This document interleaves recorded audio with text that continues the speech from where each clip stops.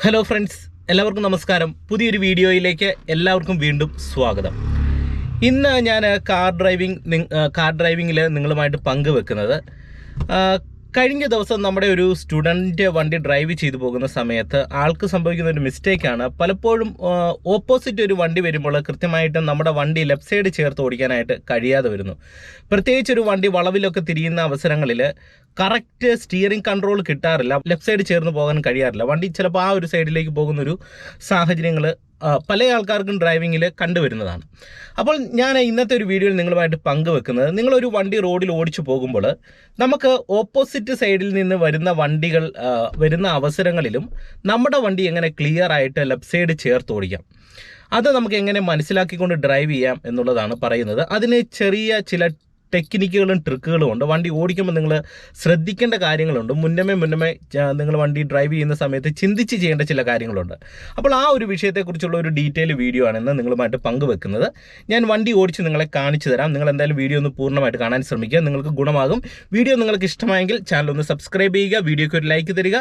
അതോടൊപ്പം തന്നെ ഈ വീഡിയോ നിങ്ങളുടെ കൂട്ടുകാരുടെ ഇടയിലേക്ക് ഒന്ന് ഷെയർ ചെയ്ത് നൽകുക. അപ്പോൾ നമുക്ക് നേരെ വീഡിയോയിലേക്ക് പ്രവേശിക്കാം. നിങ്ങൾ കാർ ഡ്രൈവിംഗ് പഠിക്കുമ്പോൾ ഈ ഒരു കാര്യം ശ്രദ്ധിച്ചിട്ടുണ്ടോ? വണ്ടി ഓടിക്കുന്ന സമയത്ത്, അതായത് നമ്മളൊരു വണ്ടി ഒരു മെയിൻ റോഡിലൊക്കെ ഓടിച്ചു പോകുന്ന സമയത്ത് റോഡിന് വീതി ഉള്ളത് കൊണ്ട് തന്നെ ഓപ്പോസിറ്റിൽ നിന്നൊരു വണ്ടി വന്നു കഴിഞ്ഞാലും നമുക്ക് അത്യാവശ്യം വണ്ടി ലെഫ്റ്റ് സൈഡൊക്കെ ചേർത്ത് മാറിപ്പോകാനായിട്ട് കഴിയും. അല്ലെങ്കിൽ ഓപ്പോസിറ്റ് വരുന്ന വണ്ടികൾക്ക് കുറച്ച് മാറിപ്പോകാനായിട്ടുള്ളൊരു സാഹചര്യമുണ്ട്. എന്നാൽ നിങ്ങൾക്ക് ഈ ഒരു മിസ്റ്റേക്ക് ഏറ്റവും കൂടുതൽ സംഭവിക്കുന്നത് ഏത് റോഡുകളിലാണ് നിങ്ങൾ ചിന്തിച്ചിട്ടുണ്ടോ? പ്രധാനമായിട്ടും ഒരു ബിഗിനറിന് ഇടുങ്ങിയ വില്ലേജ് റോഡുകളിലൂടെ ഡ്രൈവ് ചെയ്യുമ്പോഴാണ് ഓപ്പോസിറ്റ് സൈഡിൽ നിന്ന് ഒരു വണ്ടി വരുമ്പോൾ നമ്മുടെ വണ്ടി എത്ര ലെഫ്റ്റ് സൈഡിലേക്ക് ചേർക്കണമെന്ന് അറിയാൻ കഴിയാതെ വരുന്നത്. അപ്പം അതിന് നിങ്ങൾ പ്രധാനമായിട്ടും ഡ്രൈവ് ചെയ്യുമ്പോൾ ശ്രദ്ധിക്കേണ്ട കാര്യങ്ങൾ നിങ്ങളെ ഞാൻ കാണിച്ചു തരാം. ഓക്കെ, നിങ്ങൾ ഇതിനുവേണ്ടി പ്രധാനമായിട്ടും മനസ്സിലാക്കേണ്ടത് എൻ്റെ ഫുട് പെഡലിൻ്റെ കൺട്രോളിങ്ങും കൂടെ നിങ്ങളൊന്ന് ശ്രദ്ധിച്ച് കാണുക. ഒപ്പം തന്നെ സ്റ്റിയറിംഗ് കൺട്രോളും ഞാൻ ഗിയർ ഇടുന്നതൊക്കെ നിങ്ങളൊന്ന് ശ്രദ്ധിച്ച് തന്നെ മനസ്സിലാക്കുക. ഓക്കെ, ഇപ്പം ഞാൻ ഇവിടെ ഫസ്റ്റ് ഗിയർ കൊടുത്ത് തന്നെ വണ്ടി എടുക്കുകയാണ്. ഇപ്പം ബാക്ക് സൈഡിൽ നിന്ന് മറ്റു വണ്ടികളില്ല എന്ന് ഉറപ്പ് വരുത്തിക്കൊണ്ട് റൈറ്റ് സൈഡിലെ മിററിലൂടെ ജസ്റ്റ് ഞാൻ നോക്കി വണ്ടി എടുക്കുകയാണ്. ഓക്കെ, ഇനി നിങ്ങൾ മനസ്സിലാക്കേണ്ടത്, ഇവിടെ നമ്മളൊരു ഇടുങ്ങിയ റോഡാണ്. ഇത് ഇപ്പം തന്നെ ഞാനിങ്ങനെ വണ്ടി എടുത്ത് വരുന്ന സമയത്ത് ഇതേ ഓപ്പോസിറ്റ് ഒരു വണ്ടി വരുവാണ്. അപ്പോൾ ഞാനിത് കുറച്ച് ലെഫ്റ്റ് സൈഡ് ചേർന്നാണ് പോകുന്നത്.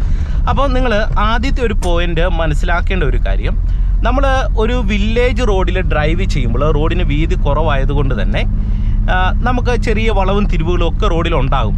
അപ്പോൾ ഇത്തരത്തിലുള്ള റോഡിൽ ഡ്രൈവ് ചെയ്യുമ്പോൾ നിങ്ങൾ പ്രധാനമായിട്ടും ശ്രദ്ധിക്കേണ്ടത്, നിങ്ങൾക്ക് പറ്റുന്ന ഗിയറിൽ പോകാനായിട്ട് ശ്രമിക്കുക. ഇപ്പം ഞാൻ പറയാം, ഇപ്പോൾ ഫസ്റ്റ് കൊടുത്തു, വീണ്ടും സെക്കൻഡ് ഗിയറിലേക്ക് ഇട്ടു. അതായത് എത്രയധികം സ്പീഡിൽ പോയാൽ നിങ്ങൾക്ക് സ്റ്റിയറിംഗ് കൺട്രോൾ കിട്ടും, അതിനനുയോജ്യമായിട്ടുള്ള ഒരു സ്പീഡ് നിങ്ങൾ മെയിൻറ്റെയിൻ ചെയ്യുക. അപ്പം നമുക്ക് പൂർണ്ണമായിട്ടും ലെഫ്റ്റ് സൈഡ് ചേർന്ന് വണ്ടി ഓടിക്കാനായിട്ട് കഴിയും. ഓക്കെ, ഇനി രണ്ടാമത്തെ ഒരു പോയിന്റ് നിങ്ങൾ പ്രധാനമായിട്ട് ഓർത്തിരിക്കേണ്ടത്, ഇപ്പം ഞാൻ ഇങ്ങനെ വരുന്ന സമയത്ത് ഇത് ഇവിടെ ചെറിയൊരു വളവുണ്ട്. അപ്പോൾ ഈ ഒരു വളവിൽ നമ്മളെപ്പോഴും ഒരു വണ്ടി പ്രതീക്ഷിച്ച് തന്നെ ഡ്രൈവ് ചെയ്യുക. അപ്പോൾ പെട്ടെന്നൊരു വണ്ടി വന്നു കഴിഞ്ഞാലും നമുക്ക് ലെഫ്റ്റ് സൈഡ് ചേർന്ന് പോകാൻ കഴിയും. ആ ഒരു പ്രതീക്ഷ നമുക്കുള്ളത് കൊണ്ട് തന്നെ നമ്മൾ ലെഫ്റ്റ് സൈഡ് തന്നെ ചേർന്ന് ഓടിക്കും. അപ്പോൾ എല്ലാ വളവുകളിലും നിങ്ങൾ കൃത്യമായിട്ട് ഒരു വണ്ടി പ്രതീക്ഷിക്കുക. ഇനി അതുപോലെ തന്നെ നിങ്ങൾ ആക്സിലറേറ്ററും ബ്രേക്കും കൺട്രോൾ ചെയ്യുമ്പോൾ ശ്രദ്ധിക്കേണ്ട വളരെ പ്രധാനപ്പെട്ട പോയിന്റ് ഉണ്ട്. അതായത് ഒരു വളവിലൊക്കെ ഒരു വണ്ടി കാണുമ്പോൾ ആക്സിലറേഷൻ പല ആൾക്കാർക്കും കൂടാറുണ്ട്. വണ്ടി സ്ലോ ചെയ്യേണ്ട ഒരു സാഹചര്യങ്ങളിൽ പെട്ടെന്ന് സ്ലോ ചെയ്യാറില്ല. കാരണം ഓപ്പോസിറ്റ് ഒരു വളവിൽ ഒരു വണ്ടി കാണുമ്പോൾ പെട്ടെന്ന് എങ്ങനെയും കയറി പോകണമെന്നുള്ളൊരു ചിന്തയിൽ കാല് കൊടുക്കും. അപ്പോൾ കാല് കൊടുക്കുമ്പോൾ സംഭവിക്കുന്നത് വണ്ടിയുടെ വേഗത കൂടുകയാണ് ചെയ്യുന്നത്. അപ്പോൾ നമുക്ക് പ്രോപ്പറായിട്ടുള്ള സ്റ്റിയറിംഗ് കൺട്രോളും കിട്ടത്തില്ല. ഇപ്പോൾ ഇവിടെ ഒരു വണ്ടി വരികയാണ്, അപ്പോൾ നമ്മളിവിടെ ഇങ്ങനെ കാല് കൊടുക്കുകയാണെങ്കിൽ ഇത് കണ്ടില്ലേ, ഇപ്പോൾ ഇവിടുന്ന് ഒരു വണ്ടി ഇങ്ങനെ വരുന്നു, ഞാനിവിടെ ആക്സിലറേഷൻ അയച്ചു കൊടുക്കുകയാണ്, നോക്കുക, കണ്ടോ, എന്നിട്ടാണ് സ്റ്റിയറിംഗ് കൺട്രോൾ ചെയ്യുന്നത്.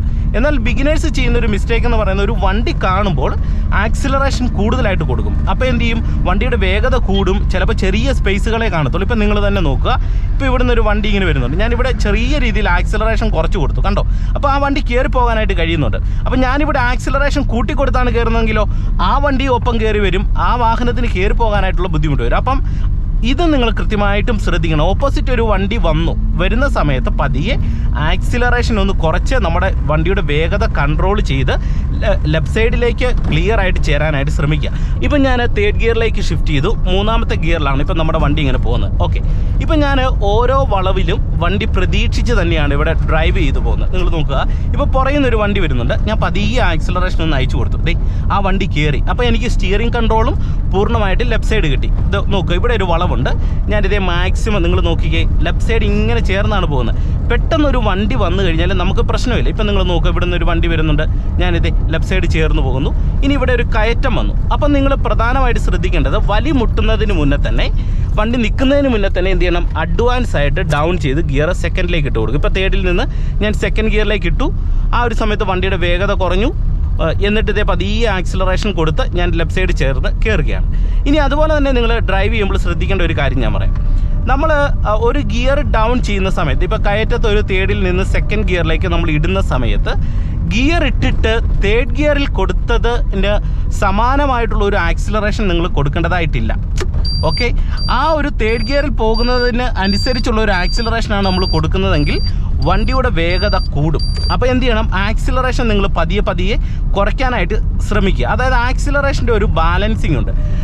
ഇപ്പം തന്നെ ഞാൻ ഈ ഒരു വളവ് ടേൺ എടുത്ത സമയത്ത് ചെയ്തത് ആക്സിലറേഷൻ കൂട്ടിയല്ല കൊടുത്തത്, ആ വളവിന് അനുയോജ്യമായിട്ട് പതിയെ ആക്സിലറേഷൻ കൊടുക്കുകയും വളവ് തിരിഞ്ഞപ്പോൾ പതിയെ ആക്സിലറേഷൻ കുറയ്ക്കുകയും ചെയ്തു. അപ്പോൾ അങ്ങനെ ചെയ്തെങ്കിൽ മാത്രമേ നമുക്ക് എപ്പോഴും ഒരു വണ്ടിയെ ലെഫ്റ്റ് സൈഡ് ചേർന്ന് ഓടിക്കാനായിട്ട് കഴിയത്തുള്ളൂ.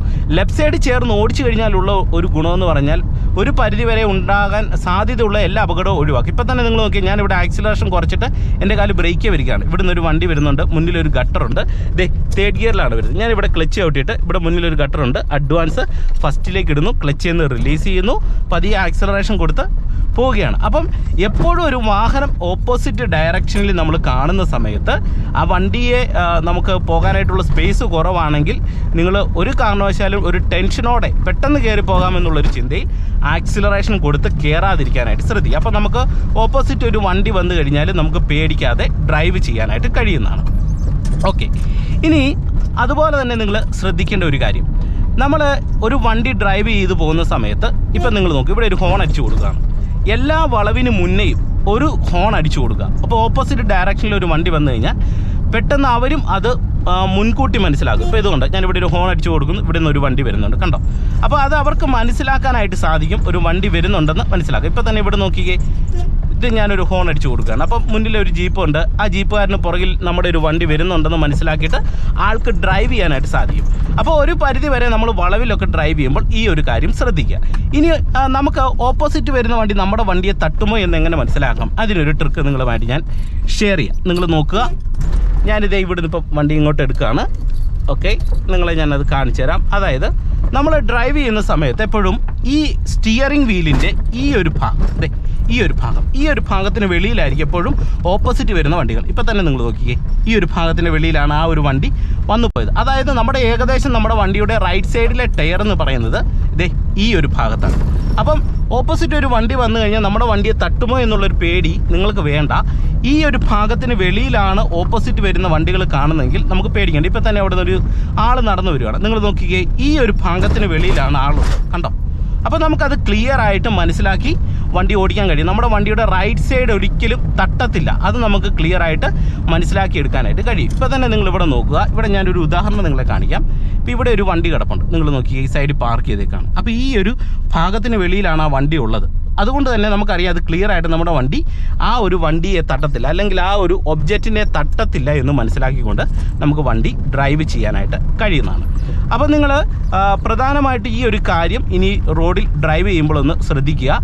തീർച്ചയായിട്ടും നിങ്ങൾക്ക് ഒരു ഇടുങ്ങിയ റോഡിൽ ഓടിക്കുന്ന സമയത്ത് ലെഫ്റ്റ് സൈഡ് ചേർന്ന് വണ്ടി ഓടിക്കാൻ കഴിയും. അതിന് പ്രധാനമായിട്ടും എപ്പോഴും ഒരു വണ്ടി ഓപ്പോസിറ്റ് വരൂ എന്ന് പ്രതീക്ഷയോടെ ഡ്രൈവ് ചെയ്യുക.